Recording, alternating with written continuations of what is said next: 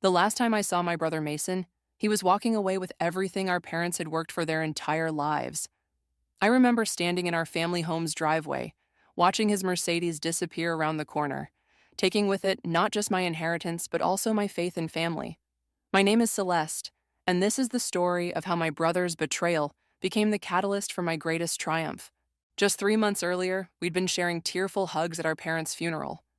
Mom and Dad's private plane had gone down somewhere over the Rockies.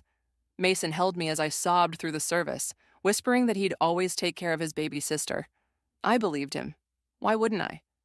He was my big brother, my protector since I was in pigtails.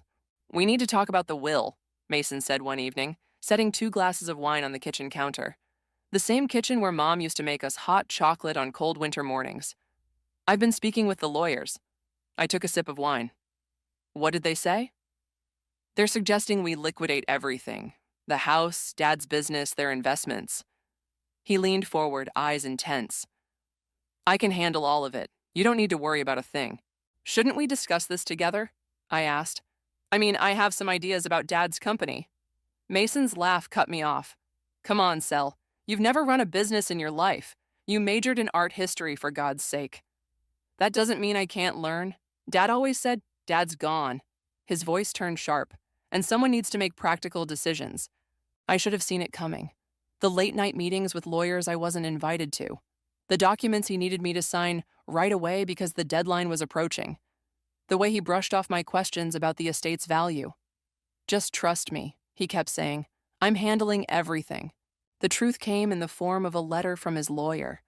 Mason had somehow managed to transfer everything into his name.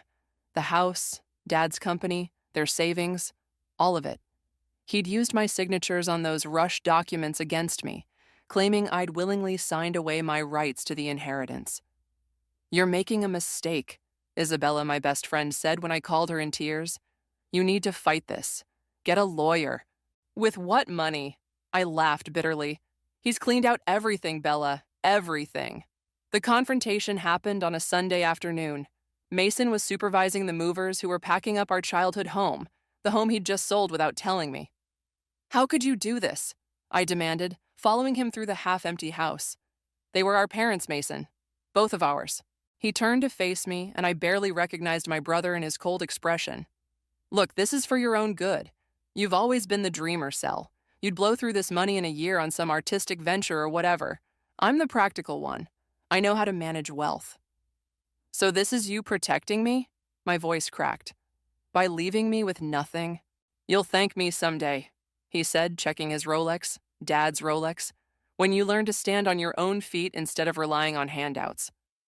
That was the last conversation we had, 5 years ago today. I watched him drive away with everything our parents had built, everything they'd meant to leave for both of us. The spring air was warm, but I felt cold to my core. That night, I sat on the front steps of what used to be my home, looking up at the stars. The same stars Mom used to tell us stories about when we were kids. Mason thought he was teaching me a lesson about standing on my own feet. Fine. I'd learned that lesson so well it would come back to haunt him. "You okay?" Isabella asked, sitting beside me. She'd come over as soon as I texted. "No," I admitted, wiping my eyes. "But I will be." "What are you going to do?" I took a deep breath, feeling something hard and determined settle in my chest. "I'm going to prove him wrong. I'm going to build something bigger than anything he could steal." "From scratch?" Isabella raised an eyebrow. "That's going to be tough." "Good," I said, standing up, "because I want him to see exactly what his baby sister can do with nothing but determination and spite." The moving truck had left hours ago, taking with it the last pieces of my old life. But sitting there under the stars, I made myself a promise. This wasn't the end of my story. It was just the beginning. And somewhere out there, my brother had no idea what was coming. 5 years can change everything. I learned that while scrubbing toilets at a startup tech company, watching how the executives walked past me like I was invisible. Perfect. Being invisible meant I could listen, learn, and plan. "You missed a spot," my supervisor said one evening, pointing to a corner of the break room floor I was mopping. I nodded and adjusted my cleaning cart. As I worked, I could hear 2 executives discussing their latest project through the thin walls of the conference room. "The interface is all wrong," one said. Users want simplicity, not whatever this is. I smiled to myself. They were right. I'd seen their product demo on a computer screen someone had left open. Their approach was all wrong, and I knew exactly how to fix it. That night, I sketched out my ideas on the back of my cleaning schedule. 5 years of odd jobs had taught me more about business than any MBA program could. I'd worked as a barista, watching how successful coffee shops operated. I'd been a receptionist at a law firm, learning how contracts worked. And now, cleaning offices at a tech company, I was learning their secrets too. "You're still here?" A deep voice startled me. I looked up to see Christian, the company's CEO, standing in the doorway. I quickly tried to hide my sketches. "I was just finishing up, sir." He walked over, eyes catching the papers I was trying to tuck away. "What's that?" "Nothing, just, these are interface designs," he said, picking up one of my sketches. "And they're actually quite good. Did you do these?" I straightened my back. "Yes, sir. I noticed some issues with the current design and thought, 'You're the cleaning lady,'" he said, but not unkindly. "How do you know about UI design?" "I watch, I learn, and I have a lot of time to think while I'm cleaning." He studied me for a long moment. "Come to my office tomorrow morning, 9 a.m. sharp." That meeting changed everything. Christian listened as I explained my ideas, not just for the interface, but for improving several aspects of their business I'd observed. By the end of the hour, I wasn't a janitor anymore. I was their new junior project manager. "You have raw talent," Christian told me, "but you need refinement. I'll mentor you if you're willing to work harder than you've ever worked before." I thought about Mason, probably sitting in our father's old office. I'm ready. The next 2 years were a blur of 18-hour days, learning everything Christian could teach me. I absorbed knowledge like a sponge, turning my observations into innovations. The company's products improved, and so did my position. "You're wasted here," Christian said one evening, after I'd successfully launched my third project. "You need to start your own company." I laughed. "With what money?" "With mine." He slid a business card across his desk. "I'm also a venture capitalist, and I think you're ready for the big leagues." That's when Isabella called. She'd been tracking my progress all these years, and now she had news that made my heart race. "Remember Taylor?" she asked. "That woman who used to compete with your brother's company. She's looking for a partner for a new venture. Someone with fresh ideas and determination." Taylor? I remembered her. She'd nearly beaten Mason in several deals. "Why would she want to partner with me?" "Because I told her about you," Isabella said. "About your ideas, your drive.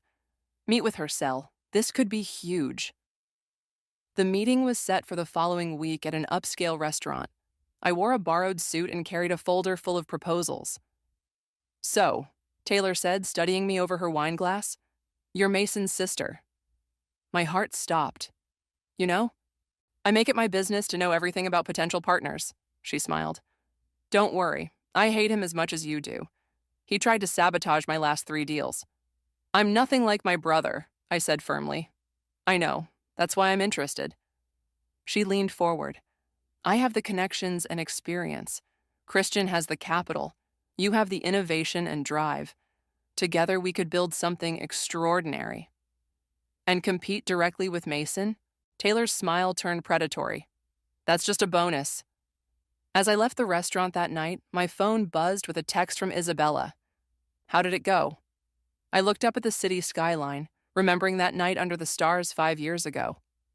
"It went perfectly," I texted back. "Time to show my brother what his baby sister can really do." The game was about to change, and Mason wouldn't know what hit him until it was too late.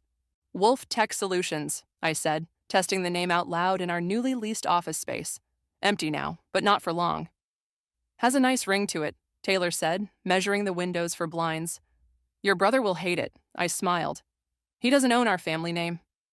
The next few months were a whirlwind. Taylor's connections and my innovations proved to be a perfect match.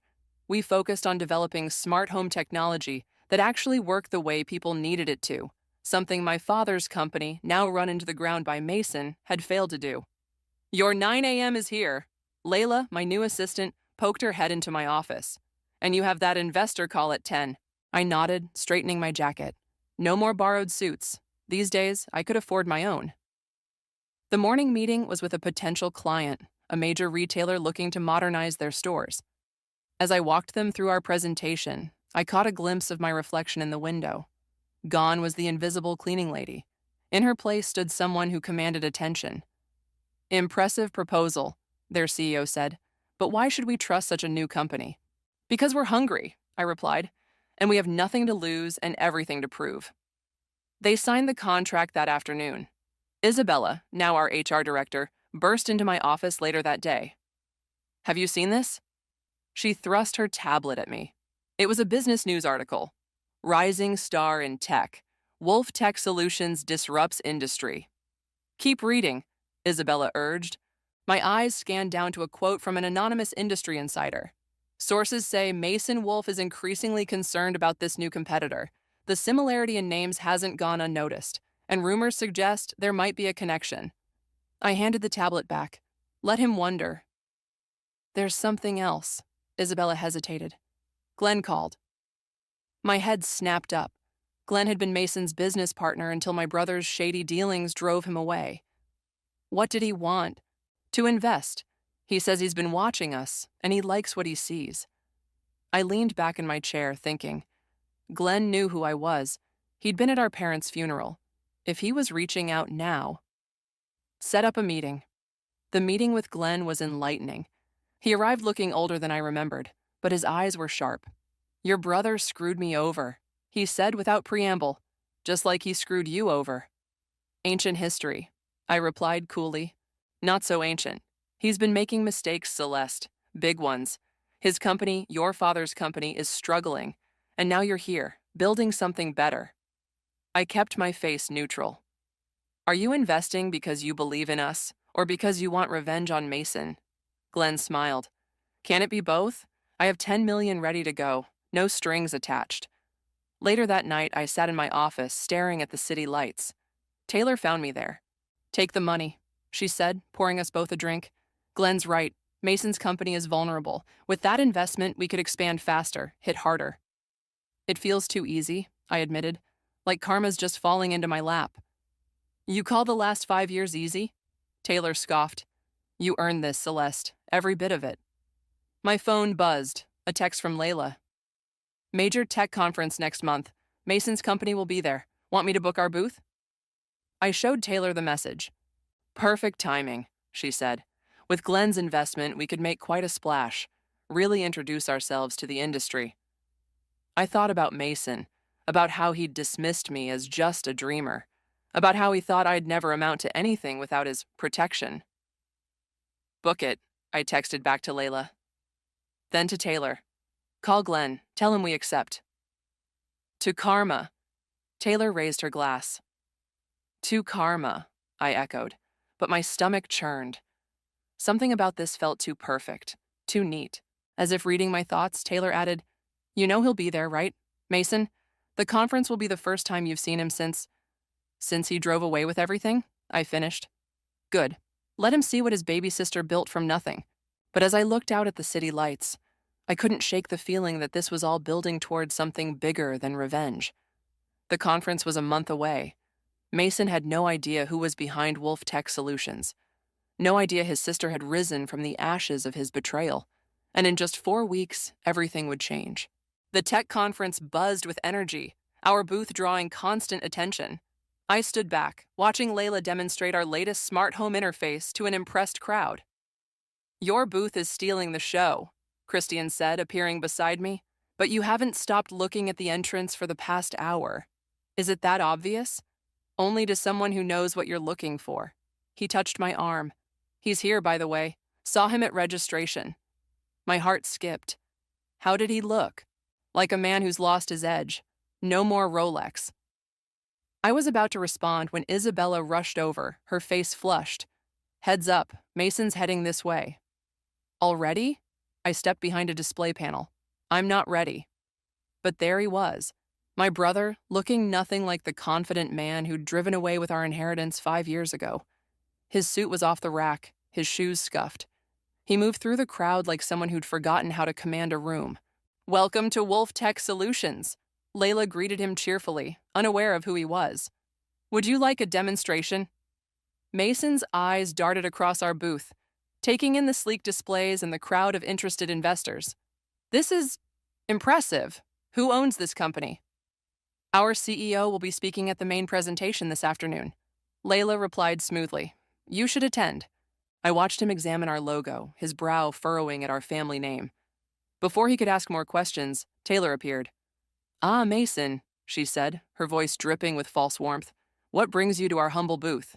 He stiffened. Taylor, this is yours? I'm just a partner, but stick around. You'll meet our CEO soon enough. Mason's face darkened. I've heard rumors about this company. The name, the timing. It's not subtle. Neither was stealing your sister's inheritance. Taylor shot back quietly. I held my breath, watching the color drain from Mason's face. Before he could respond, an announcement echoed through the convention center. Keynote presentation beginning in 15 minutes. You should find a good seat, Taylor suggested.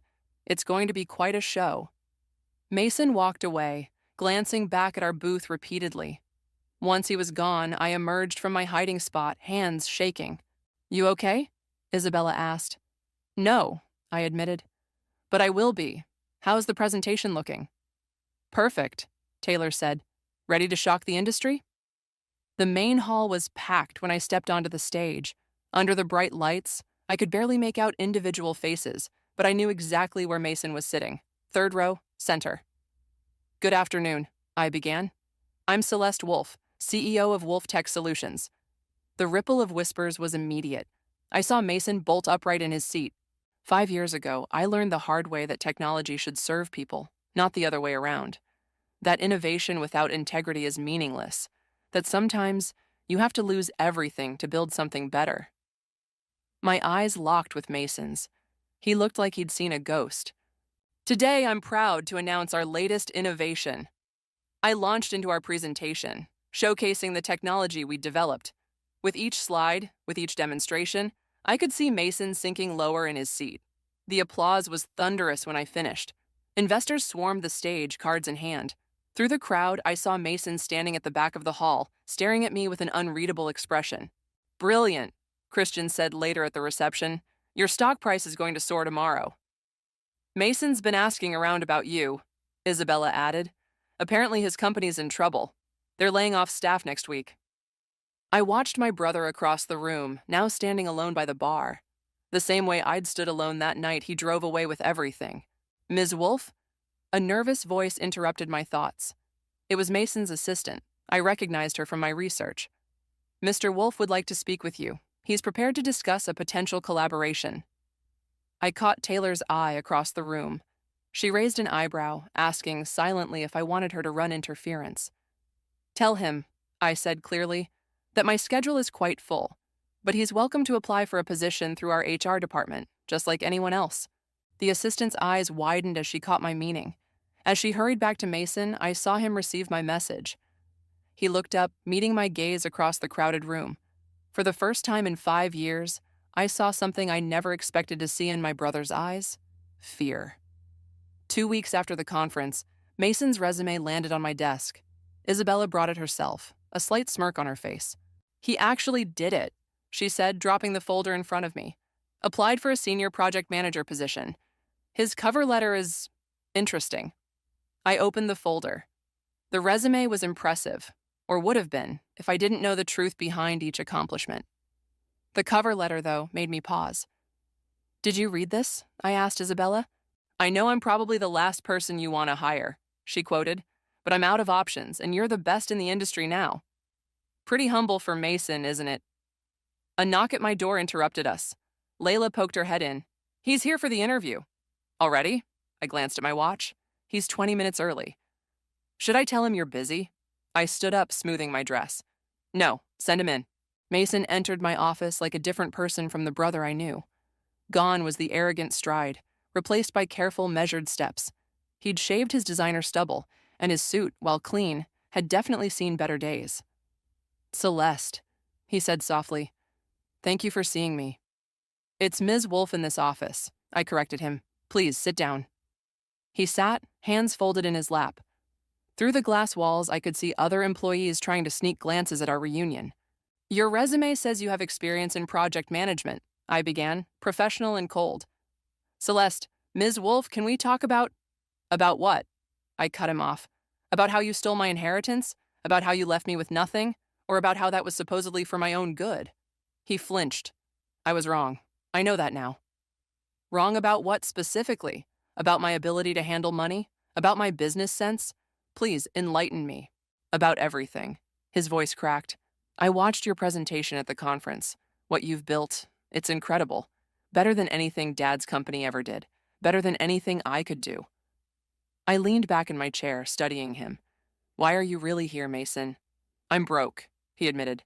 The company, Dad's company, I ran it into the ground. I made bad decisions, trusted the wrong people. Last week I had to lay off half the staff. And now you want a job from your little sister, the dreamer, the one who needed protecting from herself? He looked down at his hands. I deserve that. I deserve worse. But I'm asking for a chance. Any position, any role, I'll start at the bottom if I have to. A memory flashed.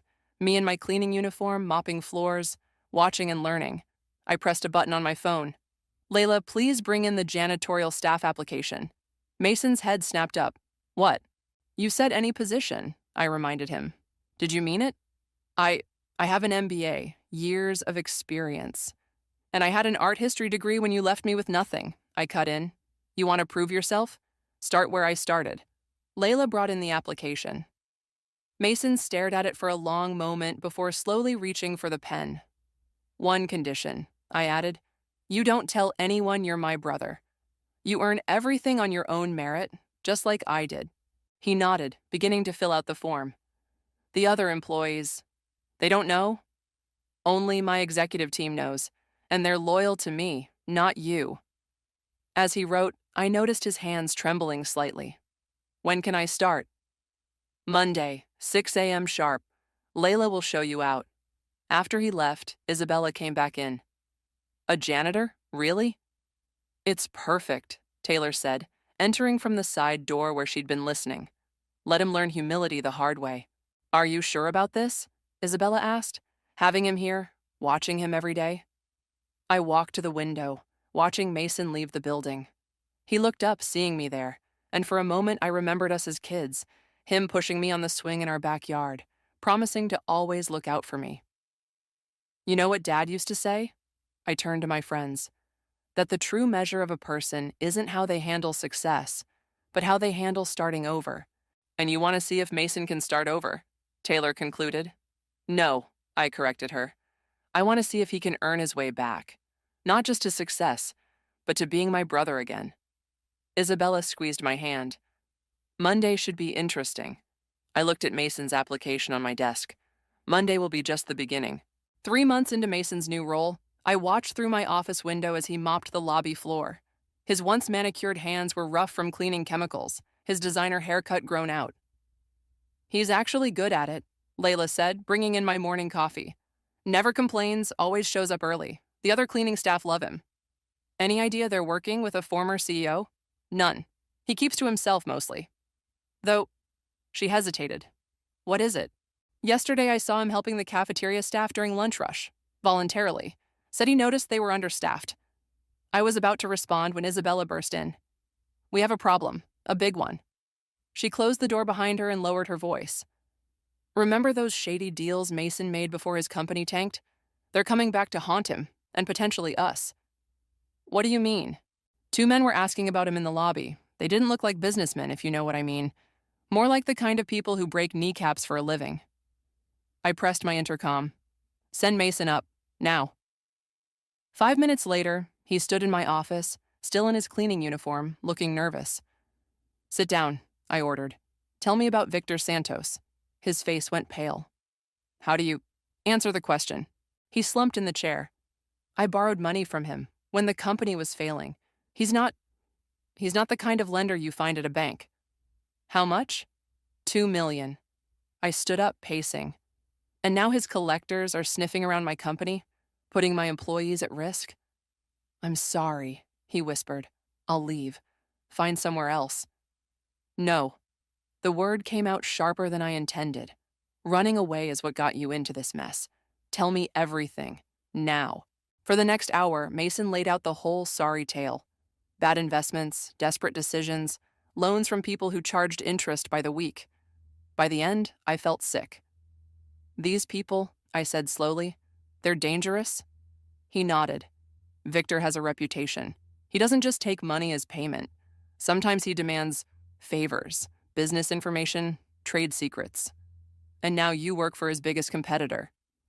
I connected the dots. "He thinks you're here to spy for him." I would never. Save it. I pressed my intercom again. "Taylor, my office. Now." Taylor arrived moments later, taking in the scene. Finally dealing with the Santos situation, I spun to face her. "You knew?" "I keep tabs on all potential threats." She shrugged. "Was waiting to see if Mason would come clean about it." I turned back to my brother. "Here's what's going to happen. Taylor, call our lawyers. Mason, you're going to tell them everything. Every detail, every document, every conversation." "It won't matter," he said. "Victor doesn't care about legal—" "No," I cut him off. "But the FBI does. And I'm betting Victor has enough enemies that they'd love to build a case." "You'd do that?" Mason looked up. "Help me? After everything?" "I'm not doing it for you," I said coldly. "I'm protecting my company, my employees." But as I watched him leave with Taylor to meet the lawyers, I remembered something else. A night long ago, when I was 12 and terrified of the dark. Mason had sat outside my door all night, keeping watch, making sure I felt safe. Later that evening, as I was preparing to leave, I saw Mason finishing his shift. He was moving slower, exhausted from the day's events. "Hey," I called out. He turned. "You missed a spot." He looked where I was pointing, then back at me, confused. "Under the security desk," I explained. "There's a camera there. If Victor's people come back, we need a clear view." Understanding dawned on his face. "I'll take care of it." "Mason?" He paused. "Next time something like this happens, tell me before it shows up at our door." "Our door?" he asked quietly. I didn't answer, just turned and walked away. But we both knew something had shifted. The next morning, I found a cup of coffee on my desk, made exactly how Mom used to make it for us. The note beside it read, "Thank you for not giving up on me, even if I deserved it." I took a sip, surprised to find my hands shaking. The coffee was perfect, just like Mom's. Maybe some things could be rebuilt after all. The FBI sting took 3 weeks to set up. I watched from my office as Mason met with Victor's men in our company lobby, wearing a wire under his janitor's uniform. "You're sure about this?" Isabella asked, standing beside me. "If anything goes wrong—" "It won't," I said with more confidence than I felt. The meeting started normally enough. 2 men in expensive suits trying to look casual while talking to a janitor. But I could see Mason's hands shaking as he mopped around them. "Boss wants his money," the taller one said, just loud enough for the wire to pick up. "Or the information, your choice." "I told you," Mason replied. "I need more time." "Time's up." The shorter man stepped closer. "Victor knows you're working for Wolf Tech now. Either you start feeding us their trade secrets or—" The FBI burst in right on cue. Within seconds, the lobby erupted into chaos. Agents swarmed in from every entrance. The 2 men tried to run, only to find more agents waiting outside. But something went wrong. A third man, one we hadn't known about, emerged from the bathroom. He took one look at the scene and charged straight at Mason. I was moving before I could think. The elevator would take too long. I ran for the stairs, taking them 2 at a time. "You rat!" the man screamed, throwing Mason against a wall. "You're dead." I burst into the lobby just as he pulled something from his jacket. The metal of a gun caught the fluorescent lights. "Hey," I shouted. Everyone froze. The man turned, gun wavering between Mason and me. "You must be the sister," he sneered. "Victor sends his regards." "Tell Victor he can have his money," I said steadily. $2 million plus interest. I'll wire it right now." "Too late for that." He aimed at Mason. "Boss wants to send a message." "Shoot him. You'll never see a penny." I stepped closer. "Kill him, and I'll spend every dollar I have making sure Victor goes down. Or—" I pulled out my phone, take the money, and walk away with a win. His eyes darted between us. Mason was still against the wall, bleeding from where he'd hit his head. $3 million, the man countered. "Wire it now." "Done." I pulled up my banking app. "Account number?" Just then, an FBI agent tackled him from behind. The gun went flying. More agents swarmed in, and within moments, all 3 of Victor's men were in custody. I ran to Mason. You okay? He touched his head, wincing. Why did you do that? Put yourself at risk. Because you're my brother, you idiot. The paramedics insisted on checking him out. As they worked, an FBI agent approached me. Ms. Wolf, we got them all, including Victor. Your brother's testimony and the wire recording will put them away for a long time. I nodded, watching Mason argue with a paramedic about going to the hospital. Some family drama you got here, the agent added. Don't see many CEOs offering to pay millions to save the janitor. He's not just... I stopped. Actually, he's one of our most valuable employees. Later that night, after the chaos had died down and Mason had been cleared by the doctors, I found him cleaning up the mess in the lobby. You don't have to do that, I said. Go home. Rest. I want to. He wrung out his mop. Helps me think.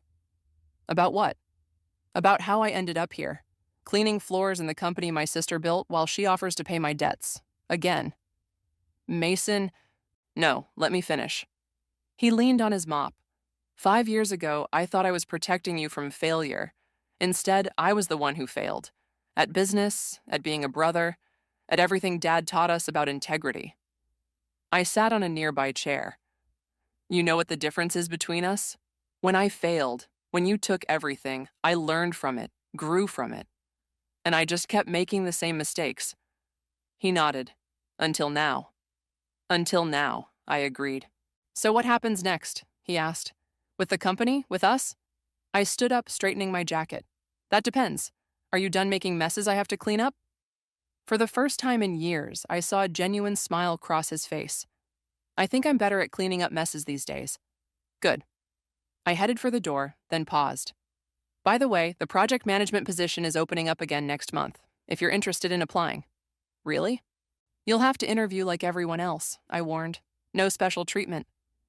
I wouldn't want it any other way, he said softly. As I left, I heard the steady swish of his mop resume. My brother, cleaning floors in my company. Sometimes karma works in mysterious ways. The position is yours, I said, closing Mason's interview file. If you want it. He sat across from me in the conference room, where he'd just finished his final interview for the project management role. The panel of department heads had voted unanimously in his favor, not knowing he was my brother. They chose me fairly? He asked. No influence from you? None. Though I have to admit, your presentation on improving our supply chain efficiency was impressive. He smiled slightly. I learned from the best. Watching you build all this taught me more than my MBA ever did. Isabella knocked and entered with a stack of papers. Sorry to interrupt, but the acquisition papers are ready for your signature, Celeste. Mason stood to leave, but I stopped him. Stay. You should see this. I signed the papers with a flourish, then slid them across to Isabella. Make sure these get to the lawyers today. What did I just witness? Mason asked. I just bought Dad's company. I watched his face carefully. Or what's left of it. He sank back into his chair. You... What? The company you ran into the ground? I'm going to rebuild it, not because I need to, but because it was Dad's legacy. And maybe it's time both his children honored that legacy. Together. Together? His voice cracked. You'd trust me with that? Trust is earned, I said firmly, and you've earned back some of it. The question is, can you handle working under your little sister's leadership? Before he could answer, Layla rushed in. Sorry to interrupt, but you need to see this. She turned on the conference room TV. A breaking news story showed Victor and his associates being led into court in handcuffs. Crime boss Victor Santos and associates indicted on multiple charges, the newscaster announced. Sources say testimony from a former business associate was crucial in breaking the case. I muted the TV. Looks like you're finally free of them. Mason watched the screen. Because of you. You saved me, even after everything I did. That's what family does, I said simply. Or at least, that's what family should do. I've been thinking about that night, he said quietly. When I drove away with everything. I told myself I was protecting you, but really, I was scared. Scared you'd succeed where I might fail. Scared you'd make Dad prouder than I ever could. And now? Now I know I was right about one thing. You didn't need that inheritance to succeed. You did it all on your own. Not entirely on my own, I corrected him. I had help. Christian, Taylor, Isabella. People who believed in me when my own brother didn't. He flinched at that, but I continued. The difference is, they supported me without trying to control me. They helped me grow instead of holding me back. I understand that now. He straightened in his chair. So, about the project management position and Dad's company, what exactly did you have in mind? I pulled out a business plan I'd been working on. We rebuild it from the ground up, not as a subsidiary of WolfTech, but as a partner company. Separate but allied. You'll run point on the project, reporting directly to me. That's generous. It's practical, I corrected. You know that business inside and out. And despite everything, you're still a wolf. We just need to do things differently this time. How? With integrity, with innovation, and most importantly, together. He nodded slowly. I'd like that. But Celeste, I need to say something I should have said a long time ago. He met my eyes. I'm sorry. Not just for taking the inheritance, but for underestimating you. For trying to clip your wings instead of helping you fly. I know, I said softly. I forgave you the day you put on that janitor's uniform and actually tried to earn your way back. Taylor poked her head in. Sorry to interrupt this touching moment, but the board is waiting. I stood up, ready to face them, as a team this time. Mason straightened his tie. Lead the way, little sister. As we walked to the boardroom, I caught our reflection in the glass walls, the two of us side by side, finally walking in the same direction. Not as rivals, not as victor and vanquished, but as siblings who had found their way back to each other. Sometimes the best revenge isn't about getting even. Sometimes it's about growing beyond the person who wronged you and helping them grow too. Hey, Mason, I said as we reached the boardroom doors. Yeah? Welcome home. He smiled, and for a moment, I saw the brother I used to know. The one who would push me on the swings and check for monsters under my bed. The one I'd finally found again. The one who was finally ready to follow instead of lead.